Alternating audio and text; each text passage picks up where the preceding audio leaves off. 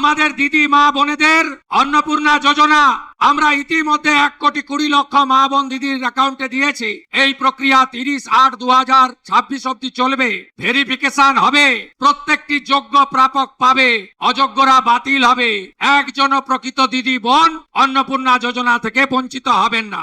নমস্কার বন্ধুরা, মুখ্যমন্ত্রী ইতিমধ্যে লাইভে এসে ঘোষণা করেছেন যে অন্নপূর্ণা যোজনাতে আবেদন এবং ভেরিফিকেশন প্রক্রিয়া 30শে আগস্ট পর্যন্ত চলবে। তার কথা অনুযায়ী যারা এখনো পর্যন্ত নতুন আবেদন করেননি বা যাদের এখনো ভেরিফিকেশন হয়নি তাদের কিন্তু আগস্ট মাসের শেষ দিন পর্যন্ত মানে 30শে আগস্ট পর্যন্ত অন্নপূর্ণা যোজনাতে নতুন করে আবেদন করতে পারবেন এবং তার ভেরিফিকেশন হবে এবং সেই অনুযায়ী টাকা দেওয়া হবে। তো এই ভিডিওতে জেনে নিন যে জুলাই মাসে আপনি কিস্তিটা পাবেন কিনা, অর্থাৎ জুলাই মাসে অন্নপূর্ণা যোজনার 3,000 টাকা আপনার ঢুকবে কিনা, কাদেরকে ঢুকবে, স্ট্যাটাস আন্ডার ইনকোয়ারি বা আন্ডার প্রসেসে থাকলে সেটা কি হবে, পেমেন্ট ফেলিওর থাকলে কাদের টাকা ঢুকছে। ইতিমধ্যে 9 জুলাই 10 জুলাই অনেকেই টাকা পেতে শুরু করেছেন, তার প্রমাণ ওই ভিডিওতে দেখিয়ে দেবো। দেখুন, মুখ্যমন্ত্রীর ঘোষণা অনুযায়ী 30শে আগস্ট 2026 তারিখ পর্যন্ত অনলাইনে আপনারা আবেদন করতে পারবেন। তাহলে আবেদনের শেষ দিন হচ্ছে 30শে আগস্ট 2026 তারিখ। তাহলে এখনো আবেদন করতে পারবেন এবং ভেরিফিকেশনও কিন্তু সেই সময় অনুযায়ী চলবে। আবেদন ইতিমধ্যে অনুমোদিত হয়েছে 1.20 কোটি, যাদের টাকা জুলাই মাসের 1 তারিখ মুখ্যমন্ত্রী বোতাম টিপে ছেড়েছিলেন। কিন্তু এই জুলাই মাসের 3,000 টাকাটা অনেকে পেয়েছেন এবং বেশিরভাগ মানুষ দেখা যাচ্ছে পায়নি। তাহলে প্রথম পর্যায়ের টাকা অনেকে কিন্তু পায়নি। কি সমস্যা হয়েছে? সমস্যা হয়েছিল যে রিজেক্টেড করে দেওয়া হয়েছিল আবেদন। তো সেটাই বলছি। তার আগে আপনাদেরকে বলবো যে কারা কারা টাকা পাবে না। নতুন যে নোটিশ প্রকাশিত হয়েছে, 8ই জুলাই। নোটিশটা আমি ডেসক্রিপশন বক্সে ডাউনলোড করার লিঙ্ক দিয়ে দেবো, ডাউনলোড করে পড়ে নেবেন। যে আপাতত এই প্রকল্পের আওতার বাইরে যে সমস্ত মহিলারা থাকবেন তার নিয়ম দিয়ে দিয়েছে। যেমন সরকারি চাকরিজীবী কোনো মহিলা বা তার ফ্যামিলিতে কেউ সরকারি চাকরি করলে সেই মহিলা আপাতত এই টাকাটা পাচ্ছেন না। যদি আবেদনকারী মহিলা নিজে ইনকাম ট্যাক্স দেয় বা তার পরিবারের কোনো সদস্য ইনকাম ট্যাক্স দেয় তাহলেও সে টাকাটা পাবে না। আবেদনকারী মহিলা বা তার পরিবারের কেউ সরকারি পেনশন পেলে এই টাকাটা পাচ্ছেন না। এছাড়া আশা কর্মীরা টাকাটা পাবেন না।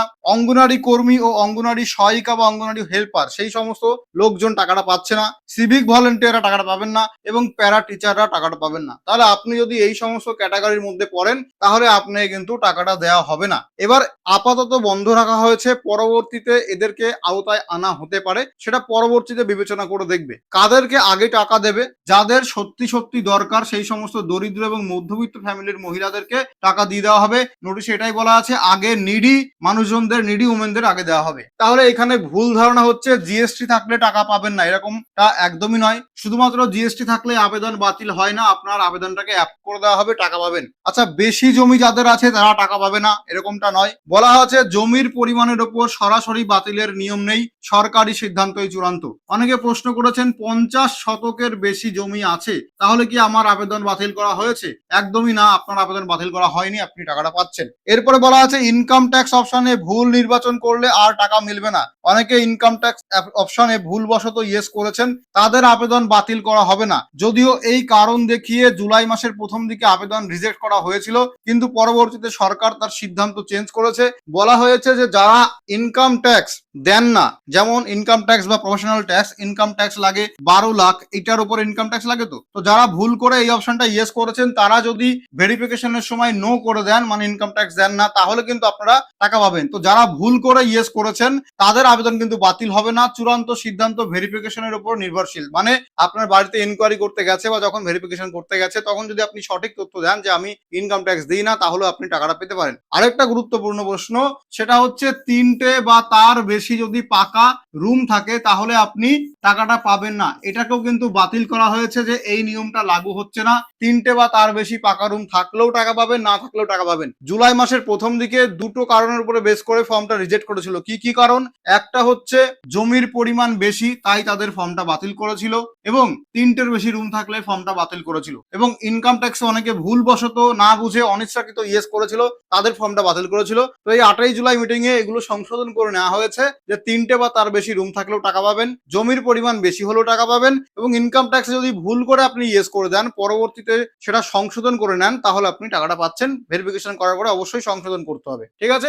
এবার দেখুন বর্তমানে আবেদন কিভাবে যাচাই হচ্ছে। প্রথম দিকে প্রযুক্তিগত কারণে বা সরকার না বুঝে হয়তো রিজেক্টেড দেখাচ্ছিল ম্যাক্সিমাম লোকের ফর্মটা, কিন্তু পরবর্তীতে এই রিজেক্ট স্ট্যাটাসটা সরিয়ে আন্ডার ইনকোয়ারিতে দেখাচ্ছে, মানে আবার কিন্তু পুনরায় আপনার তথ্য যাচাই করেছে। এই যাচাই করার কাজ শুরু হয়েছিল 5ই জুলাই থেকে শুরু করে 12ই জুলাই অবধি এই কাজটা চলবে। এবার এই 12ই জুলাই পর্যন্ত কিভাবে ভেরিফিকেশন হচ্ছে, আশা কর্মীরা হয় বাড়িতে গিয়ে ভেরিফিকেশন করছে, অথবা ফোন কলের মাধ্যমে ভেরিফিকেশন করছে, অথবা আপনাকে বিডিও বা মিউনিসিপ্যালিটিতে ডেকে ভেরিফিকেশন করছে, অথবা ডিরেক্টলি তারা কোনো অসুবিধা আপনার ফর্মে পায়নি, তারা নিজেরাই ভেরিফিকেশন করছে। তো যাদের ফর্মে কোনো অসুবিধা পায়নি তাদেরকে কিন্তু ডিরেক্টলি ভেরিফিকেশন করছে।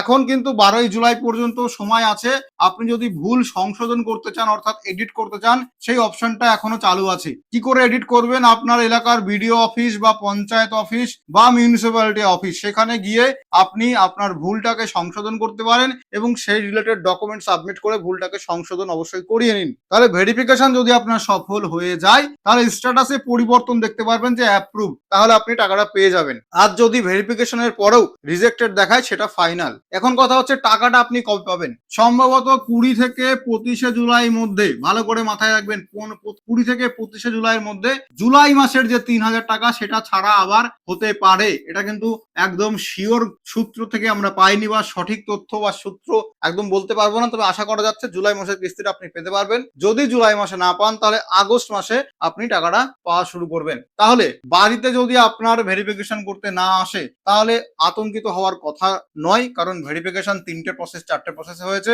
একটা হচ্ছে হোম ভিজিট, যেখানে আশা কর্মীরা বাড়িতে বাড়িতে গিয়ে ভেরিফিকেশন করেছে। একটা হচ্ছে বিডিও অফিস থেকে, পঞ্চায়েত অফিস থেকে আবেদনকারীকে ফোন কল করে ভেরিফিকেশন করেছে। আর একটা হচ্ছে পঞ্চায়েত, স্কুল বা ওয়ার্ড অফিসে ডেকে আপনাকে কিন্তু ভেরিফিকেশন করা হচ্ছে। তাহলে আপনার স্থানীয় এলাকায় কিভাবে ভেরিফিকেশন হচ্ছে সেটা কমেন্ট করে জানাবেন, এবং আপনাকে ভেরিফিকেশন কল করেছে বা বাড়ি এসেছে কিনা সেটা জানান। তাহলে এখানে যদি আপনার স্ট্যাটাস আন্ডার ইনকোয়ারি দেখায় এখনো, তাহলে আপনি 15ই জুলাই পর্যন্ত অপেক্ষা করুন। আপনাকে ফাইনাল স্ট্যাটাস দেখাবে যে অ্যাপ্রুভ হলো নাকি রিজেক্টেড হলো, সেই অনুযায়ী আপনি টাকা পাবেন। তাহলে আন্ডার ইনকোয়ারি মানে এখনো ইনকোয়ারি করছে, এখনো আপনার কাজটা শেষ হয়নি। আন্ডার প্রসেস মানে আপনার আবেদনটা প্রক্রিয়ার আন্ডারে রয়েছে, এটাতে এদেরও কিন্তু ভেরিফিকেশন চলছে। সাবমিটেড মানে ফর্ম জমা দেওয়া হয়েছে, এখনো পর্যন্ত ভেরিফিকেশন চালু হয়নি। এখন দেখুন এখানে আপনার আন্ডার ইনকোয়ারি দেখাক, আন্ডার প্রসেস দেখাক বা সাবমিটেড দেখাক, আপনি এখানে 15 থেকে 20 জুলাই অবধি ওয়েট করুন। আশা করি আপনার স্ট্যাটাসে পরিবর্তন আসবে, কারণ এখনো অনেকের স্ট্যাটাস চেঞ্জ করা হয়নি। ভেরিফিকেশন শেষ হওয়ার পর পর্যায়ক্রমে জুলাইয়ের শেষ ভাগে অথবা আগস্ট মাসে টাকা ছাড়া হতে পারে। তার মানে 20 থেকে 25শে জুলাই নাগাদ আপনি টাকা পেতে পারেন, বা আগস্ট মাসে টাকাটা অবশ্যই পাবেন যাদের ভেরিফিকেশন সফল হবে। এবার দেখুন যাদের পেমেন্ট ফেইলিয়ার হয়েছে, তাদের অনেকের টাকা ঢুকতে শুরু করেছে। আমার পরিচিত 9ই জুলাই এবং 10ই জুলাই দুজন কিন্তু টাকাটা পেয়েছে, ঠিক আছে। তাহলে দেখুন আপনার ব্যাংক অ্যাকাউন্ট অ্যাক্টিভ আছে কিনা চেক করবেন, ডিবিটি অ্যাক্টিভ করা আছে কিনা, এবং ব্যাংকের কেওয়াইসি সম্পূর্ণ করা আছে কিনা। এই 3টে অপশন জাস্ট আপনি চেক করুন। সবকটা যদি আপনার ঠিক থাকে, তাহলে আপনাকে আর কিছু করতে হবে না। এইখানে আমাদের ওয়েস্ট বেঙ্গল সরকার ব্যাংকের সমস্ত নোডাল অফিসারদের সঙ্গে কথা বলেছে কবে, 8ই জুলাই মিটিং এ, এবং সেই মিটিং এ তারা চেষ্টা করছে পেমেন্ট ফেইলিয়ার অপশনটা দ্রুত সমাধান করার। কেন পেমেন্ট যাচ্ছে না, কেন আটকে আছে, ব্যাংকের কোন সার্ভারে কোথায় সমস্যা আছে, এইগুলো তারা সমাধান করার চেষ্টা করছে। তো এখানে দেখুন একজনের টাকা ঢুকেছে সকালবেলা 10:31 সময়, তার স্টেট ব্যাংকে টাকা ঢুকেছে। কি লেখা আছে, dear customer, DBT or government payment of ₹3000 credited to your account. Date এখানে দিয়েছে 9/7/2026। তাহলে পেমেন্ট ফেইলিয়ার যাদের হয়েছে তাদের কিন্তু ধীরে ধীরে টাকা ঢোকা শুরু করেছে। তাহলে 9 ও 10ই জুলাই অনেকের অ্যাকাউন্টে টাকা জমা হয়েছে, বিশেষ করে যাদের পেমেন্ট ফেইলিয়ার ছিল।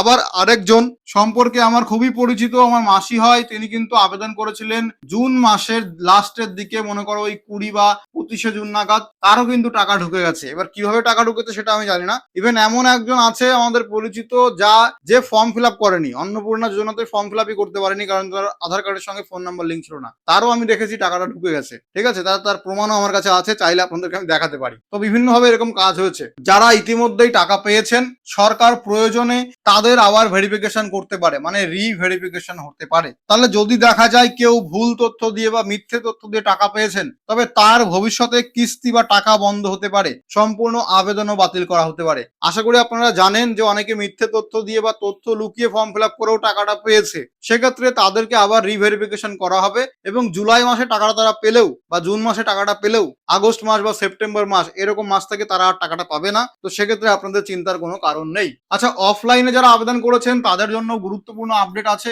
সরকার নির্দেশ দিয়েছিল যে 10ই জুলাইয়ের মধ্যে সমস্ত অফলাইন ফর্ম যেগুলো জনকল্যাণ শিবিরে জমা হয়েছে সেগুলোকে ডিজিটাইজেশন করা হবে, অর্থাৎ অনলাইন পোর্টালে তোলা হবে এবং এই অনলাইন পোর্টালে সমস্ত তথ্য আপলোড করার পরে, যেটা 10ই জুলাই সম্পূর্ণ হয়ে গেছে, আপনি অনলাইনে নিজের স্ট্যাটাসটা দেখতে পারবেন। তার মানে অনেকে অফলাইনে ফর্ম জমা দিয়ে অনলাইনে তাদের স্ট্যাটাস শো করছিল না। তারা যদি অনলাইনে ফর্ম সাবমিট করতে যাচ্ছিল তখন কিন্তু এখানে দেখাচ্ছিল যে ইরর, এই আধার নাম্বার দিয়ে অলরেডি আবেদনকারী রেজিস্টার আছে, তবুও তার স্ট্যাটাস দেখাচ্ছিল না। তো সরকার এই বিষয়টা তুলে ধরেছে মিটিং এ এবং বলেছে অফলাইনে ফর্ম জমা দিয়ে যারা অনলাইনে স্ট্যাটাস দেখতে পাচ্ছিলেন না তারা খুব শীঘ্রই অনলাইনে স্ট্যাটাস চেক করতে পারবেন, তাহলে তাদেরও চিন্তা করার কোনো কারণ নেই। আচ্ছা, ভবিষ্যতে সরকার পূর্ণাঙ্গ একটা নোটিশ প্রকাশিত করতে পারে, যেই নোটিশে বিস্তারিত গাইডলাইন বা স্বচ্ছ একটা গাইডলাইন দেওয়া থাকবে যে কারা সম্পূর্ণ যোগ্য এই অন্নপূর্ণা যোজনাতে টাকা পাওয়ার জন্য এবং কোন কোন শর্তে টাকা দেওয়া হবে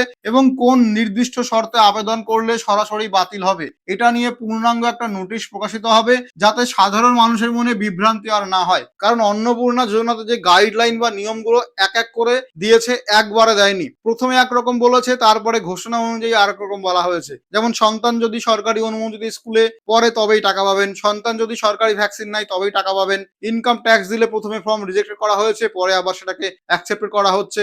এরকম বিভিন্ন সময় বিভিন্ন গরমিল বা বিভ্রান্তি মানুষের মধ্যে দেখা গেছে।